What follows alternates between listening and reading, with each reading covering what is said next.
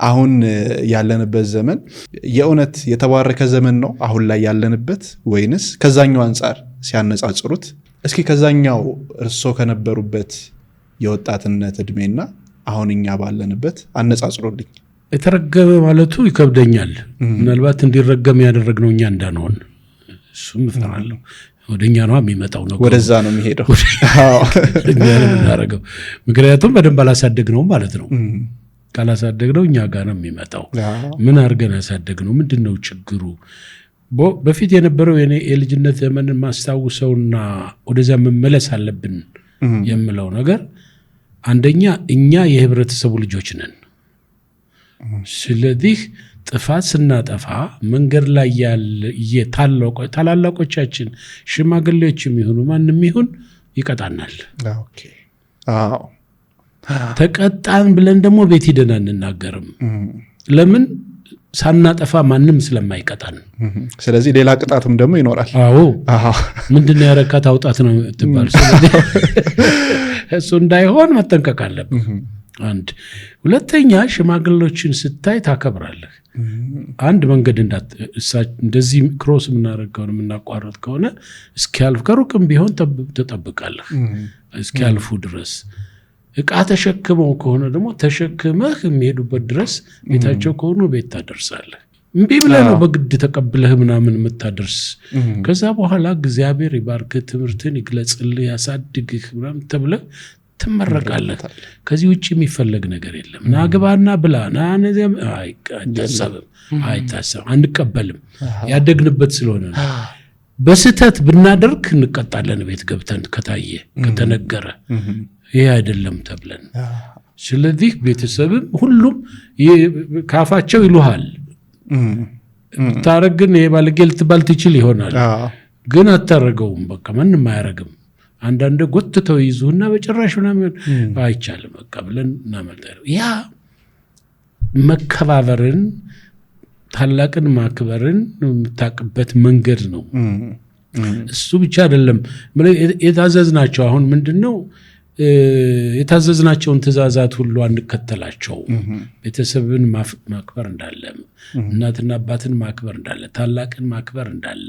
ስለዚህ በዛ ነው እኛ ጽድቅን የምናገኘው ተብሎ ተነግሮናል። ይሄንን እየሳትን የመጣን ነው። እየሳተ መጣ። ከኛ ይጀምራል ወይንም ከኛ በፊት ባሉት ይጀምራል የምለው ወደ ውጭ ተምሮ የሚመጣው አካል ላይ ነው ችግሩ። እንግዲህ መረገም ይሁን ምናምን አላውቅም። መመረቅ የትኛው ላይ እንደማረገው እቸገራለሁ። ሄዶ ሲመለስ ያንን ነገር ነው ይዞ የሚመጣና ያንን እዚህ ተግባራዊ ላርገው ነው የሚለው። ብልጭልጭ ነገር ነው የሚታየው ውጭ ስትሄድ። ያ ብልጭልጭ ነገር ሲመጣ እዚህ ያ ካልሆነ ብሎ የሚል ተማሪ ነው። የአካባቢው ጀርመን ይሄድ የጀርመንን፣ ፈረንሳይ ሲሄድ የፈረንሳይ፣ አሜሪካ ሲሄድ የአሜሪካ፣ እንግሊዝ ሲሄድ እንግሊዝ፣ ካናዳ ሲሄድ ያንን ይዞ ይመጣና በቃ የኛ ሀገር የተረገመች አድርጎ ይወስዳታል እንጂ አዳፕት ወደ ማድረግና በእኛ ሀገር ልክ ወደ መስፋት አያመጡትም። እና እኔ አንድ ፈረንሳይ ሀገር ሄጄ እዛ የሚኖር ሰው ገና ወጣት እያለሁ ነው እዛ ያለ ሰው አስጎበኘኝ። አካባቢውን በጣም ብዙ ቦታ ያሳየኝ ነበር። እና ካየኋቸው እንትኖች በጣም የሚያስጠሉ ዛሬ ወደኛ ሀገር ጎልቶ የመጣ አይነት ነገሮች ያኔ አየሁ። ስሙን አልጥራው ይቅርብኝና አየሁና እዚህ መጥቼ አንድ ሰው እንዴት ነው እኔ ያየሁት ጉግማንጉግ ማለት እዛ ነው እንዳለ፣ በአገር ደረጃ ደግሞ እሷ በልጽጋ አገኛታለሁ። እዚህ ደግሞ እግዚአብሔርን ፈርቶ የሚኖር ህብረተሰብ ነው ያለው። ምንድነው ችግሩ ታዲያ እኛ እንደነሱ መሆን ያልቻልነው ስላቸው፣ አይ ይህች እኮ የእግዚአብሔር ሀገር ነች፣ እዛ የምታየው ነገር በእግዚአብሔር የተባረከ አይደለም። ስለዚህ ለዛ ነው እንደዛ የሚሆነው። እንደተፈለገ ያለ አካሄድ ታያለ፣ ልክ ነው። እና የኛ ሀገራችን ይቻ አይደለችም ወደፊት የምታየው ነገር አለ ብለው ነው ያለፉት እሳቸው። እኔ ሌላ የማውቀው ነገር የለም እስካሁን ያየሁት የለም ለማንኛውም እሳቸው ባሉት መንገድ ማለት ነው። እና በትውልድ ስንሄድ አሁን እኛ የወላጆቻችንን በደንብ ነው የምናከብረው የምንታዘዘው። ያሁንስ ይታዘዛሉ ወይ ነው ጥያቄው። እንግዲህ የተረገመ የሚያሰኘው እሱ ይመስለኛልና ልጆቼን ሊሴን ያስተማርኳቸው እና እነሱን አድርሼ ስወጣ አንድ ባይን የምንተዋወቀው ወላጅ መኪናቸውን አቆሙና ልጆቹ ወረዱ፣ እሳቸውም ወረዱና ልጆቹ በሙሉ እጃቸውን ዘረጉ እና ቦርሳቸው የገንዘብ ቦርሳቸውን አውጥተው እጃቸው ላይ ገንዘብ አስቀመጡ። አያቸዋለሁ እና ጠበቅኳቸው ዝም ብዬ ቆሜ። እንዳየኋቸው ሲያዩ ምን ላርግ ብለህ ነው አሉ። ምን ነው አልኳቸው። አሽከር ሆነን ወላጆቻችንን አገለገልን አሉ። ጌቶቻችንን ወልደን ደግሞ እነሱን እያገለገልን ነው አሉ። ከባድ ነገር። ስለዚህ ከአሽከርነት አትውጡ ያለንን አሉኝ። እንግዲህ የማን ነው እንግዲህ የምናስተምርበት ትምህርት ቤት ይዞት የሚመጣው አለ። ቅድም እንዳልኩ ውጭ ሲኬድ ደግሞ ይዘውት የሚመጡት ነገር አለ። እነሱ እየተቀላቀሉ ከኛ በቃ ዘመናዊ የመሆን ተብሎ ተወሰደና ይሄ ወላጆቻችንን ያስተላለፉልን በቀጥታ እኛም የማስተላለፍ አቅም አጣን ነው የምለው እኔ። ያንን ተመልካች ሆነ ያንን ማየት ጀመርን። ስለዚህ የመረገም አይደለም መሄድ የነበረበትን መንገድ እየተከተለ ነው ያለው ነው የምለው እኔ። መሄድ ያለበትን መንገድ ይከተላል። ያንን ይከተልና ሲቀየር ደግሞ ይቀየራል። ስለዚህ ምክንያቱም ዓለም አቀፍ ተጽዕኖ አለ። ያንን ተጽዕኖ ልናልፈው አንችልም። ስለዚህ የዓለም አቀፍ ተጽዕኖ የሚያሳድረውን ተጽዕኖ መቋቋም የሚችል ሀገር ማን ነው? የለም። በሀገር ደረጃ ስንሄድ የለም። ስለዚህ ያ በሀገር ደረጃ ላይ በመንግስት ደረጃ ላይ ደግሞ የመንግስት ኃይል ደግሞ ምን ላይ ነው? ራሱ ህብረተሰብ ላይ ነው ተጽዕኖ የሚያሳድረው። እና መረገም አለመረገም ያልኩት ለዚህ ነው። እኔ እሱን ማለት ይከብደኛል። እኔ የማየው ግን በዚህ መንገድ ነው። መልካም። ወደ ደብረ ማርቆስ እንመለስና 12ኛ ክፍል እዛ ጨረሱ። ቀጥሎ ምን ነበረ ቀጣይ ፍላጎት? መጀመሪያ ፍላጎቴ ወታደር መሆን ነበር። ያንን ፍላጎት እንዴት አመጡት? አላውቅም። ደስ ይለኛል መስለኝ። እነዚህ ወታደር ስል ማንኛው ወታደር አለ መኮንን ሆኖ ከመኮንንነት ተመርቆ መውጣት ወይ አየር ኃይል መሆን ሁለቱን ነበር። የሐረር አካዳሚ ተመራቂዎችንና የአየር ኃይል ሰዎችን በጣም አደንቅ ነበር እና አለባበሳቸው ናቸው ሁሉ ይማርከኝ ነበር።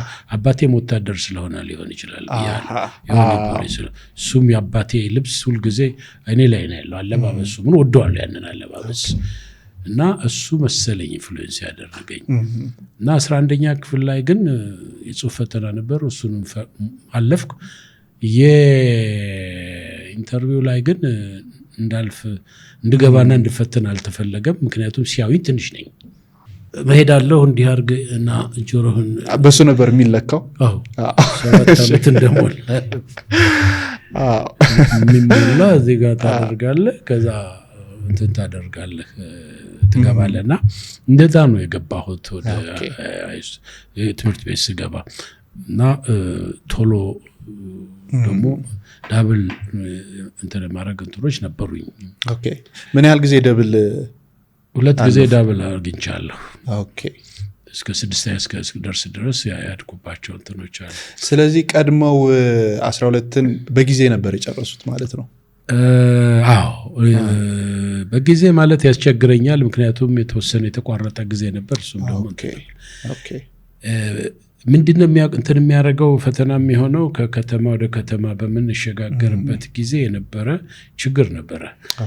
ምክንያቱም በልጅነት የተጽዕኖ ያሳደረብኝ ነገር እዚህ ጎበዝ ሆኜ በቃ እንትን ምናምን ደህና ስማር ቆይና ሞጣ ሂድ ስባል አዲስ ተማር ቤት አዲስ ኢንቫይሮንመንት ነው እና እሱ ሲሆን መፍራት ይመጣል። ዝም ትላለህ፣ እንትን ታደርጋለህ። እና እኔ ማረሳው አንዴ ከአንድ ፍኖተ ሰላም ላይ ስንሄድ እንደሄድኩ እግር ኳስ ተጫዋች ነበርኩ። እጫወታለሁ ያ በልጅነቴ ግን ያ ጊዜ ትልቅ ሪመንትን አድርጎብኛል እና ገብቼ ሲጫወት መጠላለፍ ያለ ነው። እኔ የማልወደው ነገር ይሄ መተነኳኮል ምናምን በጭራሽ በህይወት የማልወደው ከልጅነቴ ጀምሮ።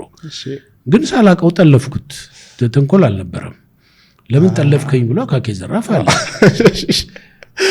እና ሊመታኝ ተንደርድሮ ሲመጣ አየሁት እና እኔ ሸሸሁ። ግን እሱ በቃ ካልተማታሁ አለ። እኔ የፈራሁት ምንድነው ጓደኛ የለኝም፣ ይደበድቡኛል።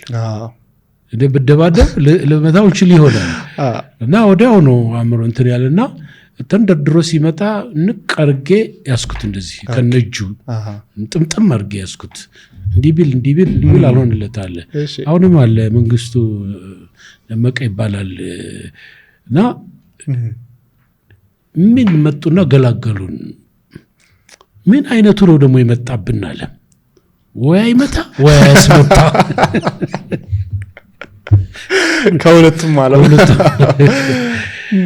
ሰው እንደነዚህ አይነት ተጽዕኖች ስለነበሩ እንትን የሚያስቸግሩ ሁኔታዎች ያጋጥመውኛል። ወደ አዲስ ትምህርት ቤቶች ሲገባ ትክክል እንደሱ አይነት ነገሮች አሉ።